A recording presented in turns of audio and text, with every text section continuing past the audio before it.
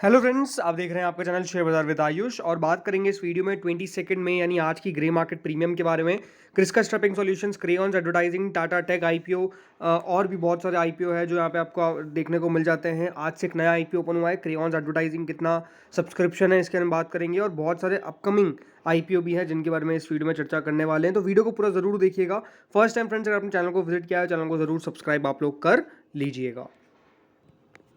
So friends, आज से crayons advertising IPO की शुरुआत हो चुकी है। आज से क्रेयॉन्स एडवर्टाइजिंग आईपीओ ओपन हो चुका है। ये बात ध्यान रखिएगा, 22 से 25 मई तक ये इशू ओपन रहेगा। यानी आज 22 में है, देन 23, 24 एंड 25, यानी कुल मिलाकर ये 4 दिन तक ओपन रहने वाला है। आज का फर्स्ट डे है 22 में।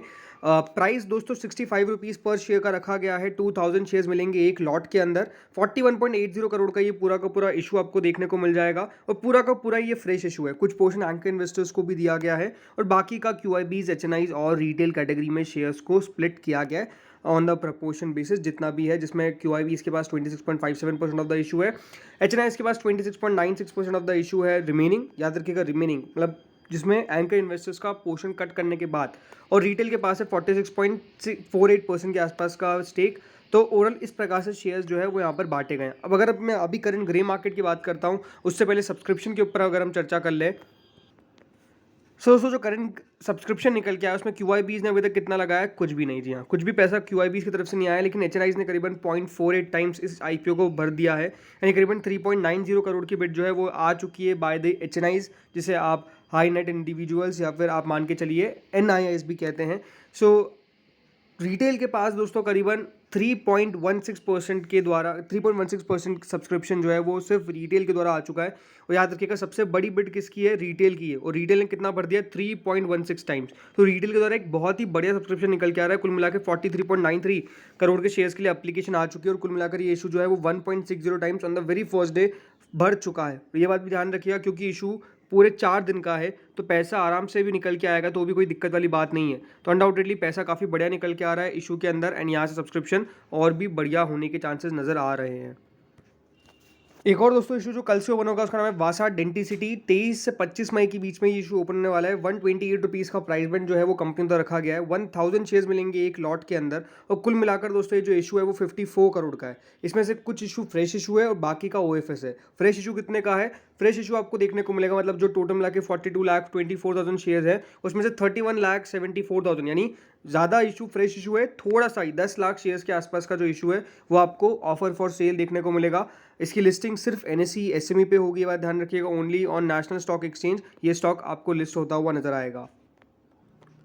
एक और इशू दोस्तों जो ओपन होने वाला है, नाम है उसका Hemant surgical industries limited. Hemant surgical industries limited भी ओपन होने वाला है। कंपनी के बारे में थोड़ी सी बात कर लेते हैं, बिकॉज 24 मई से 26 मई के बीच में ये ओपन होगा। सो कंपनी का काम क्या है दोस्तों? कंपनी जो है वो मैन्युफैक्चरिंग, इंपोर्टिंग, असेंबलिंग का काम करती है। किसका? मेडिकल इक्विपमेंट एंड डिस्पोजेबल्स का। ठीक है, उस प्रकार का कंपनी का काम है। काफ़ी समय से कंपनी 1989 में, क्योंकि अगर कंपनी इनकॉर्पोरेट हो गई थी, कंपनी के पास wide spectrum of equipments and disposables offer करती है, जिसमें renal care, cardiovascular disease, respiratory disease, critical care, radiology, surgical disposables. Company basically जो मशीन्स आती है ना वो बनाती है। ठीक है, कंपनी मशीन्स उन सबको बनाती है जिसमें ये सारे दोस्तों कार्डियोवास्कुलर जो मशीन्स हो, डिजीज़ के लिए जो मशीन आती है उन सबको कंपनी क्रिएट करती है, उन सबको मैन्युफैक्चर भी करती है, इंपोर्ट भी कुछ करती है, असेंबल भी कुछ करती है। तो इस तरह से कंपनी का बेसिकली आपको काम देखने को मिल जाएगा। अगर मैं हेमंत सर्जिकल इंडस्ट्रीज का थोड़ा और आपको बताऊँ तो कंपनी की मैन्युफैक्चरिंग यूनिट और 2 असेंबली यूनिट्स है। ठीक है, पहला जो मैन्युफैक्चरिंग यूनिट है वो अचद इंडस्ट्रियल ई स्टेट के अंदर है। सो कंपनी वहाँ पे अपने ऑपरेशंस को स्टार्ट किया था, जिसमें इंपोर्ट भी करती थी, मार्केटिंग भी करती थी ये जो यूनिट है वो 1999 में हुआ था। ठीक है, और उसके बाद दोस्तों फिर कंपनी ने दूसरी यूनिट्स भी खरीदी। तो हाँ, ये इंपॉर्टेंट बात है, थोड़ी डिटेल समझ लेते हैं। तो 24 से 26 मई के बीच पे तो ये ओपन होगा। 85 से 90 रुपीज़ का प्राइस बैंड है। 1600 शेयर्स आपको मिलेंगे एक लॉट के अंदर। कुल मिलाकर दोस्तों 24.84 करोड़ का ये इशू है। फ्रेश इशू जो है वो बाकी का आपको पूरा का पूरा मतलब फ्रेश इशू देखने को मिलेगा। इसमें कोई भी ऑफर फॉर सेल नहीं है और इसकी लिस्टिंग जो है वो BSE पे होगी, NSE पे नहीं होगी। Only on Bombay stock exchange इसकी लिस्टिंग होने वाली है।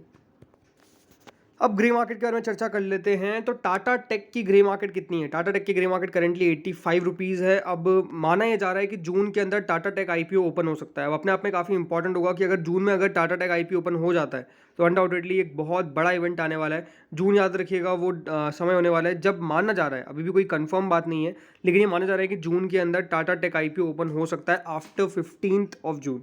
अब 15th ऑफ जून के बाद हो सकता है कभी भी ओपन हो जाए, लेकिन हाँ देखते हैं होता क्या है। मोस्ट लाइकली हो जाना चाहिए। ऐसा भी क्यों मैं कह रहा हूँ, बिकॉज एक बात है, जो मार्केट बाजार काफ़ी बढ़िया कर रहा है, और बाजार दोस्तों जब बढ़िया करता है तो डेफिनेटली IPOs आते जाते हैं, और टाटा टेक IPO के लिए ये बहुत ही बेहतर समय होगा, बिकॉज सब्सक्रिप्शन भी मैटर करता है, लेकिन उससे ज़्यादा इंपॉर्टेंट मैटर करता है कि कंपनी प्राइस बैंड क्या लेके आती है। तो देखते होता क्या है। बाकी SMEs में तो आपको पता ही एक्शन काफ़ी है। इन्फोलियन इन रिसर्च सर्विसेज NSE SME का इशू है, 82 रुपीज़ का प्राइस बैंड है। ये ओपन होने वाला है 29 ऑफ मई से 31 ऑफ मई के बीच में। तो इसकी अभी कोई ग्रे मार्केट तो नहीं है, बट हाँ ओपन होने वाला है। हेमंत सर्जिकल जो जिसके बारे में अभी अपनी बात की, तो ग्रे मार्केट बढ़िया है, मतलब 50% के आसपास का प्रीमियम दिख रहा है। 45 रुपीज़ करंट ग्रे मार्केट चल रही है, यानी 135 के आसपास की लिस्टिंग एस्टिमेट दिखा रहा है, जो करीबन 90 रुपीज़ का शेयर है, एंड 12,000 के सब्जेक्ट टू रेट्स है। सो अनडाउटेडली ये भी काफ़ी बढ़िया है। बट ओवरऑल जो इंपॉर्टेंट बात है कि 24 मई से 26 मई के बीच में ये इशू ओपन होगा, और देखते किस तरह का सब्सक्रिप्शन निकल के आता है। प्रोवेंटस एग्रोकॉम NSE 771 का प्राइस बैंड जो है वो कंपनी लेकर आई है, और ये इशू ओपन कब से होने वाला है, ये इशू ओपन होने वाला है फ्रॉम 24 ऑफ मई। तो 24 मई से 26 मई के बीच में ओपन होगा, बट ठीक है, कितना सब्सक्रिप्शन निकल के आता है ये काफ़ी मैटर करेगा। क्रेयॉन्स एडवर्टाइजिंग 55 रुपीज़ दोस्तों करंट ग्रे मार्केट है, यानी करीबन 85% के आसपास का प्रीमियम दिख रहा है। ग्रे मार्केट नीचे आया है, बिकॉज कल तक 100% प्लस प्रीमियम चल रहा था, लेकिन अभी थोड़ा बहुत नीचे आया है, बट ठीक है, वापस ऊपर चल जाएगा, कोई बड़ी बात नहीं है। 35,000 के आसपास का सब्जेक्ट टू रेट चल रहा है, बढ़िया है, पैसा बढ़िया निकल के आ रहा है, तो सब चीज़ें बढ़िया ही दिख रही है।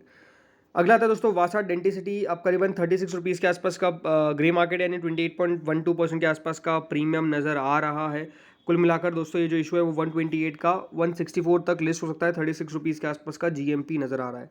रेमस फार्मास्यूटिकल्स करीबन 460 रुपये के आसपास का ग्रे मार्केट चल रहा है, यानी ऑलमोस्ट 38% के आसपास का प्रीमियम हम कह सकते हैं। अब लिस्टिंग बहुत जल्द होगी, अलॉटमेंट भी आना बाकी है। याद रखिएगा 29 ऑफ मई वो डेट रखी गई है जब आपको रेमस फार्मास्यूटिकल्स मार्केट में लिस्ट होता हुआ नजर आएगा।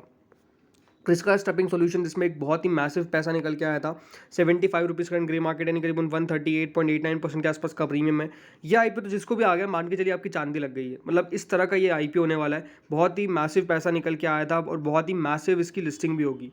कुल मिलाकर दोस्तों 90,000 के आसपास का भी इसका ग्रे मार्केट चल रहा है। 90,000 के आसपास का सब्जेक्ट टू रेट चल रहा है। ग्रे मार्केट तो 138% का है, ग्रे मार्केट ज़्यादा है, सब्जेक्ट टू रेट कम है। लेकिन हाँ ये है कि ज़्यादा मैटर सब्जेक्ट टू रेट करता है। अगर सब्जेक्ट टू रेट्स दिखा रहा है कि 90,000 के आसपास का यहाँ पर सब्जेक्ट टू रेट है, तो डेफिनेटली 90,000 तक का मुनाफा होना ऑलमोस्ट मान के चलिए पक्का हो जाता है। ज़रूर फ्लक्चुएशंस आते रहते हैं यहाँ पर भी, लेकिन अभी जो करंट सिचुएशन है उसके हिसाब से यही दिख रहा है। बाकी किस दिन लिस्टिंग होगा उस दिन सब चीज़ मैटर करेगी, मार्केट कैसा है, और भी देखिए बहुत सारी चीज़ें मैटर करती है। बाकी 29 ऑफ मई अभी इसका अलॉटमेंट बाकी है, लिस्टिंग 29 ऑफ मई को है, इसी हफ्ते अलॉटमेंट आ जाएगा। अब देखते हैं अलॉटमेंट किन नसीब वालों को मिलता है। तो इस वीडियो में इतना ही था, होपफुली बढ़िया लगा होगा। Thank you friends for watching this.